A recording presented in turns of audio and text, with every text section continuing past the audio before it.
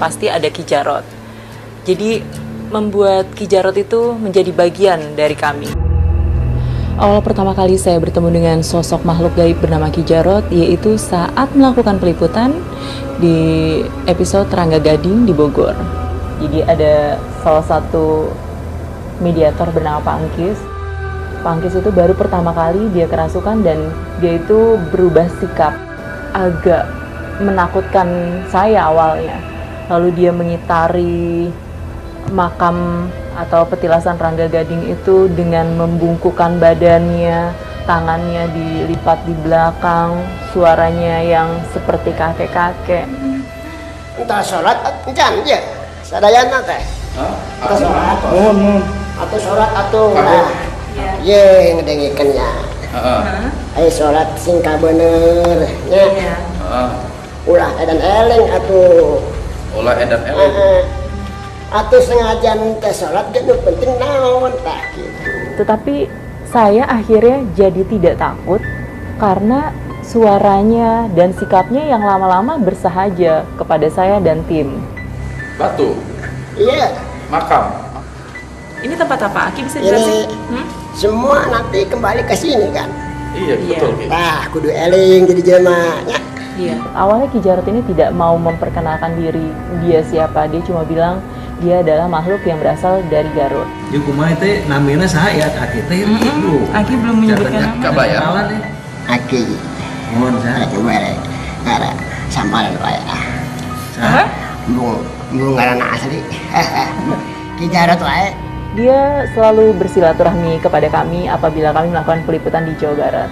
Seperti Jembatan Cirahong, Kokoplak, Tol Cipularang.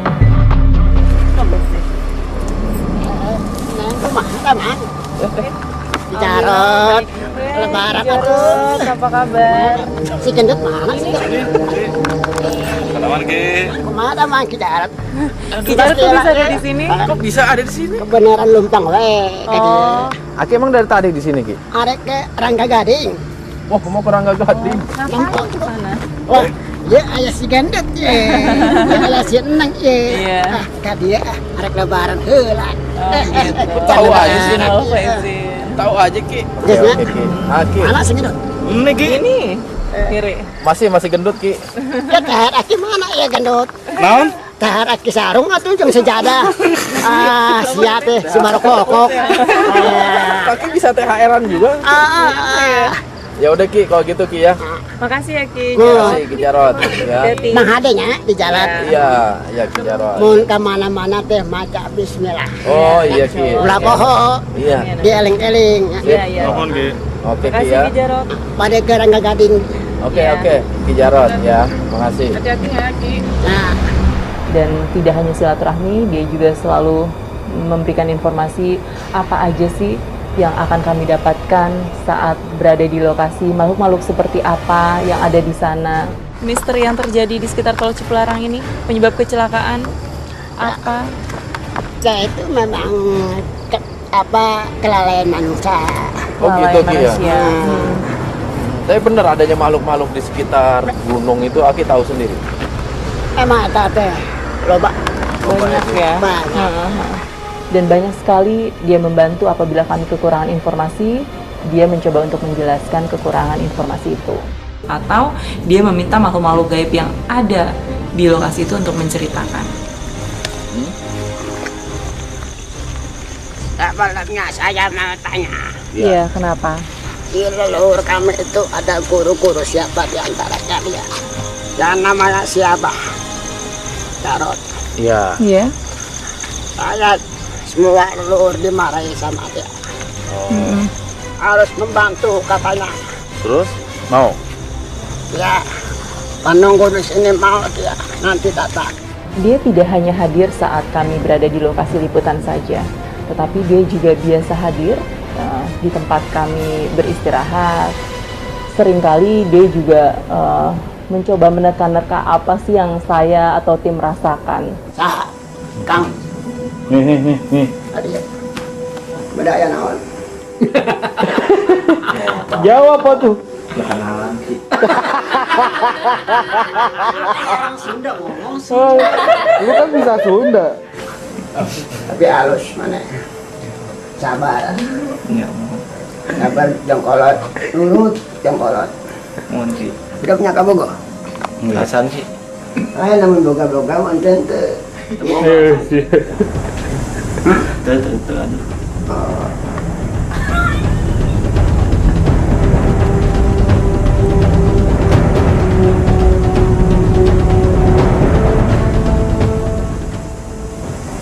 Ada mana masih kena minum yang karewenya? Nah, Ya, Ki. masih kena minum yang karewenya. Ya, Ki. Ayo, jauh ayo. Kamu bodoh ya? Kamu bodoh. Kurang minder yang awewe. Niat, kudu berani. Mungkin mau minder, aduh. Mungkin sampai tua nggak bakal punya istri. Kudu berani. Sok panas dingin aja menjauh awewe.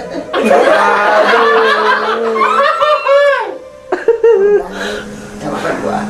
Ya. Mudah-mudahan dapat perempuan yang baik. Amin. Amin. Sama perempuan ingat ya. Kudu berani sama perempuan, jangan gemeter, panas dingin ya. Jangan minder. Ya, sebab di dalam surat Al-Arum itu mengatakan bahwa Allah telah menciptakan laki-laki dan perempuan saling berpasangan. Udah jelas. Ya. Sosok ini kan sosok unik ya kalau menurut saya. Saya tidak pernah bertemu dengan makhluk gaib yang sangat menyenangkan, sangat lucu seperti dia. Biasanya saat saya liputan, saya mendapatkan makhluk yang seram, yang menakutkan, yang membuat saya lari. Tapi kalau sosok ini justru saya malah ingin berada di dekat dia untuk nanya apa sih yang saya pengen tahu. Nah, dia selalu menjelaskan dengan bahasa dia yang sangat saya mudah mengerti ya. Tapi sosok dia justru membuat saya semakin penasaran karena saya tidak tahu siapa dia sebenarnya, berasal dari mana, bagaimana dia pada zaman dulu saya tidak mengetahui. Justru itu saya ingin mengetahui sebetulnya siapa sih dia dan kenapa dia selalu hadir saat saya melakukan peliputan sama Ustadz Hakim dan kenapa hanya mau masuk ke tubuhnya Pak Engkis. Memang ini yang cukup misterius sih kalau menurut saya gitu. Selain dari memang itu keinginan dia sendiri, sempat bicara seperti itu gitu. Istilahnya dia udah apa namanya sudah menentukan bahwa raga ini yang saya selalu akan masuk nanti sebagai jembatan gitu, sebagai sesuatu yang menjembatani untuk kita bisa berkomunikasi. Sendiri bermacam-macam ya. Ada mereka memang bersimpati kepada manusia sehingga ketika manusia berada dalam kesulitan tertentu tanpa diminta ataupun dengan cara diminta mereka siap untuk membantu gitu.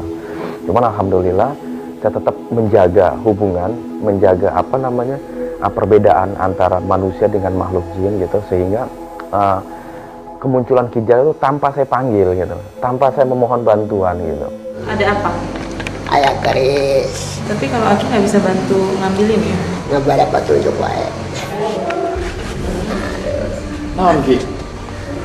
Capek? Nah, kata mak copot wae. Iya. Oh gitu. Tempel lah. Bisa naon copot wae. Moga-moga wae bisa. Lamun seupami kita keluar ya.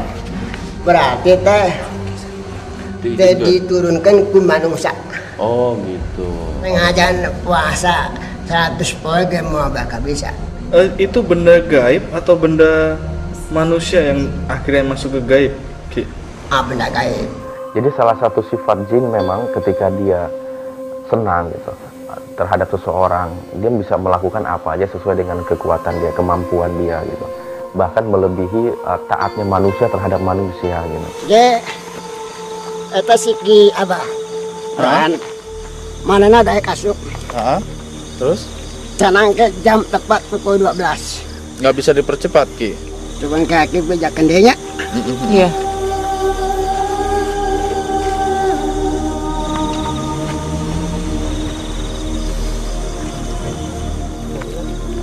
Iya. Oke, cana. Ada kuan 20 menit teh cana. Iya. Mana yang datang cana. Iya. Oh gitu. Tapi aking geus bebaja. Awas. Mana? Enggak. Aing asup tanah. Iya. Si yang mau masuk itu siapa Ki? Si kata saya ngaranna Mbak Rohan. Oh, Mbak Rohan. Beliau tuh siapa Mbak Rohan? Itu Iya. sesepuh di dia sesepuh. Oh, sesepuh di sini. di zaman Belanda. Ya udah Ki, nanti kita tunggu deh.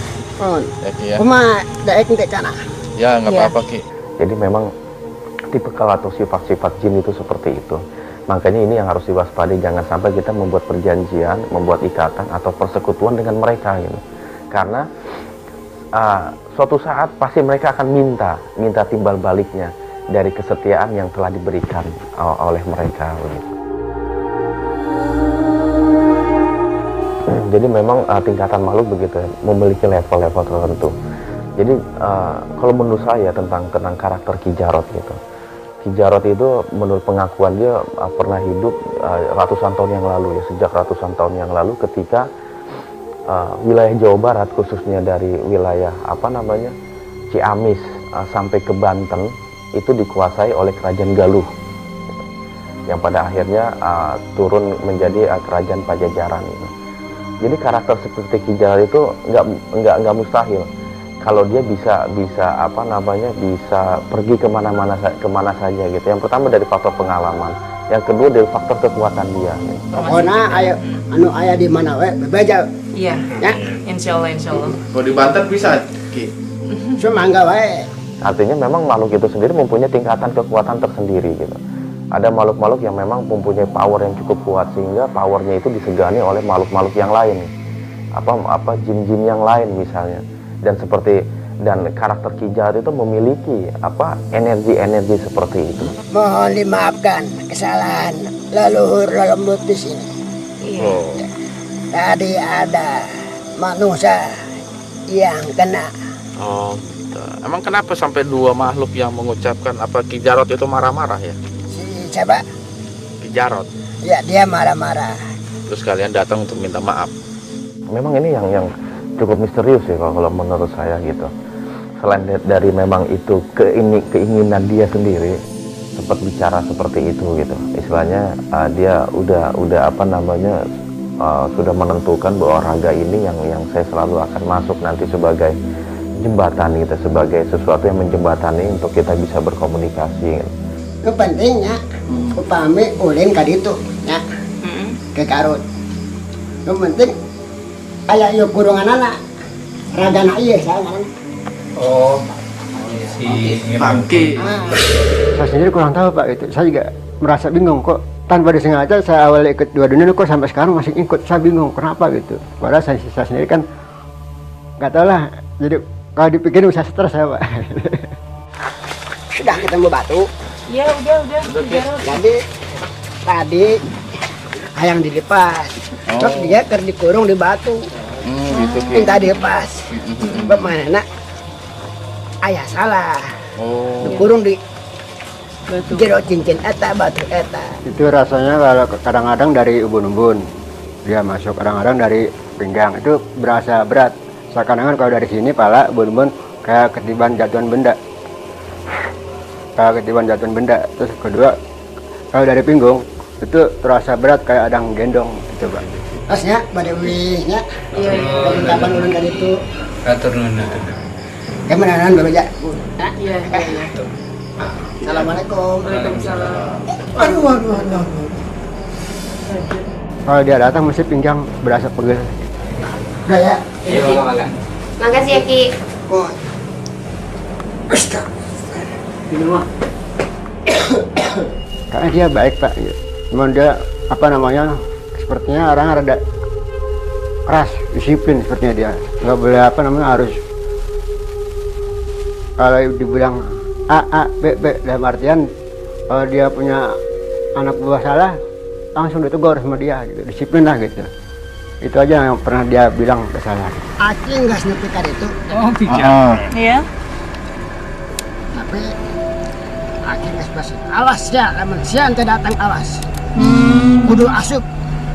Kudu ngebere penjelasan sia. Lamun tak awas ya. Geus Acing ancam. Besokan bakal asup. Kalau kita nggak ikut liputan dua dunia itu enggak, cuman kadang-kadang suka sepintas gitu Pak, suka ngebisikin udah hilang gitu. Saya juga nggak percaya 100% gitu kalau kehadiran Ki Jarod itu hanya dalam liputan saya gitu. Saya yakin di liputan di Jawa Barat dia selalu mengikuti gitu, walaupun tidak berinteraksi gitu. Karena memang makhluk seperti dia bisa menyerupai siapa saja. Mungkin dalam pandangan saya dia bisa sesosok kakek-kakek misalnya. Cuman menurut pandangan lain ketika di lokasi lain dia bisa berwujud sebagai apa aja gitu. Karena begitulah Allah memberikan kelebihan kepada makhluk gaib, bisa menyerupai siapa saja. Intinya adalah kita harus selalu waspada, harus menjaga informasi-informasi gaib agar kita tidak terjerumus, tidak terjebak oleh permainan-permainan mereka. Selama kita selalu berada dalam jalur, dalam aturan-aturan Islam yang telah digariskan, insya Allah tipu daya mereka tidak akan terkena oleh kita. Iya, iya. Pusaka ya. Oh, Aki tahu ya di sini ada pusaka. Ada Ki, nanti cabut nggak apa-apa Ki ya. Kan itu rada susah. Agak susah. Oke, Aki bantu tenaga. Oh iya deh Ki. Cara harita. Oh cara harita, oke Ki. Kalau toh ada informasi yang diberikan kepada kita, itu juga harus dicek lagi, harus difilter lagi gitu. Jangan sampai kita terjerumus. Ayo eta pusaka sana. Dapat batu tapi dibalikin lagi sih. Tapi udah dikembaliin lagi. Entos. Udah Ki. Udah. Untung kunaon Ki? Dikembaliin. Aduh. Kenapa? Lamun dibawa, nah, eta mah arek dietakeun. Karena terus terang aja kita nggak tahu secara pasti Ki Jarod itu siapa, bagaimana watak dia gitu. Karena makhluk itu memang penuh dengan makhluk itu bisa berubah-berubah gitu loh. Mungkin sekarang dia mempunyai karakter yang baik, seolah-olah dia menolong kita. Kita nggak tahu suatu saat gitu loh. Oleh sebab itu kita harus tetap waspada. Dan Ki Jarod itu sendiri bukan nama asli sesuai dengan apa yang diakui sama dia gitu. Itu hanya kamuflase dari nama dia. Dan makhluk gaib itu bisa mempunyai nama sampai 1000 nama dia. Hari ini mengaku si A, besok mengaku si B gitu. Aki sendiri namanya siapa Ki? Kalau Aki siapa namanya? Aki mati Garut. Namanya sah Ki. Terus nama Aki siapa? Saya rasa kalau memang dia baik, ya kita turutin, yang jelek nggak usah ditiru. Anu jalan bener, atuh milu bener gitu wae. Teluban naon ngaranna teh.